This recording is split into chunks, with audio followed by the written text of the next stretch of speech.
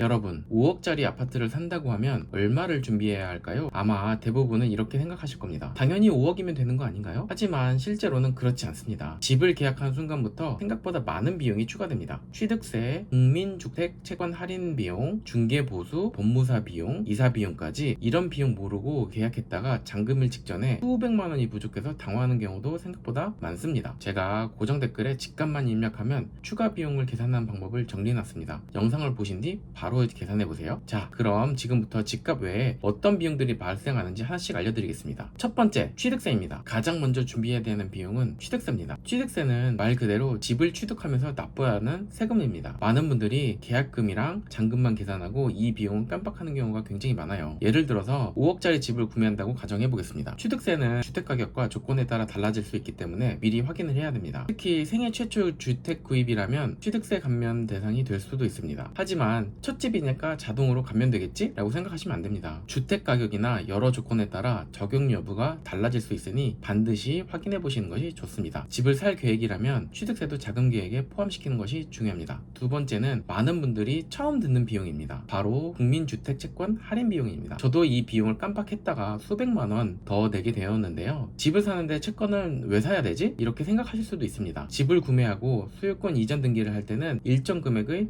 국민주택채권을 매입해야 하는 경우가 있습니다. 하지만 대부분은 채권을 오래 보유하지 않고 바로 매도하기 때문에 실제로는 채권 할인 비용만 부담한다고 생각하시면 됩니다. 이 비용은 주택의 시가 표준액과 지역 그리고 그날의 채권 할인율에 따라 달라집니다. 그래서 같은 가격의 집이라도 실제 부담하는 비용은 조금씩 달라질 수 있습니다. 세 번째는 중개보수, 흔히 말하는 복비입니다. 부동산을 통해 집을 계약했다면 중개보수를 지급해야 됩니다. 중개보수는 거래 금액에 따라 달라지고 법에서 정한 상한요율 범위 안에서 결정됩니다. 예를 들어서 5억짜리 집이라면 수백만 원의 중개보수가 발생할 수 있습니다. 계약을 앞두고 예상보다 큰 금액이라는 사실을 알게 되는 분들도 적지 않습니다. 계약 전에 중개보수가 얼마인지 미리 확인해두면 자금 계획을 세우는 데 큰 도움이 되겠죠? 네 번째는 법무사 비용과 등기 비용입니다. 집을 계약했다고 바로 내 이름으로 바뀌는 것은 아니에요. 소유권 이전 등기 절차를 진행해야 되고 이 과정에서 법무사의 도움을 받는 경우가 많습니다. 법무사 수수료와 함께 등기 신청에 필요한 비용도 발생합니다. 금액 자체는 집값에 비하면 크지 않을 수 있지만 미리 준비하지 않으면 예상치 못한 지출이 될 수 있습니다. 그래서 잔금을 준비할 때는 이 비용도 함께 고려하는 것이 좋습니다. 마지막은 이사비와 기타 생활준비 비용입니다. 새 집으로 이사하면 이사 비용만 드는 게 아닙니다. 도배나 장판을 새로 하기도 하고 가전제품이나 가구를 새로 구입하는 경우도 많습니다. 또 잔금일을 기준으로 관리비 등을 정산하는 경우도 있기 때문에 추가 비용이 발생할 수 있습니다. 그래서 가진 돈을 계약금과 잔금에 모두 사용하는 것보다는 예상치 못한 지출에 대비할 수 있는 여유 자금을 남겨놓는 것이 훨씬 안전합니다. 자, 오늘 내용을 정리해 보겠습니다. 집을 살 때는 집값만 준비하면 되는 것이 아닙니다. 첫 번째, 취득세. 두 번째, 국민주택채권 할인 비용. 세 번째, 중개보수. 네 번째, 법무사 비용과 등기 비용. 다섯 번째, 이사비와 기타 생활 준비 비용. 이렇게 5가지만 미리 알고 준비해도 잔금일에 당황하는 일을 크게 줄일 수 있습니다. 고정 댓글에 서울 및 광역시 기준으로 취득세, 국민주택채권 할인 비용, 중개보수를 직접 계산하는 방법을 정리해두었습니다. 집 매수를 준비하고 계신다면 꼭 한번 계산해보시고 예상 비용까지 포함해서 자금 계획을 세워보시기 바랍니다. 오늘 영상이 도움이 되셨다면 좋아요와 구독 부탁드립니다. 감사합니다.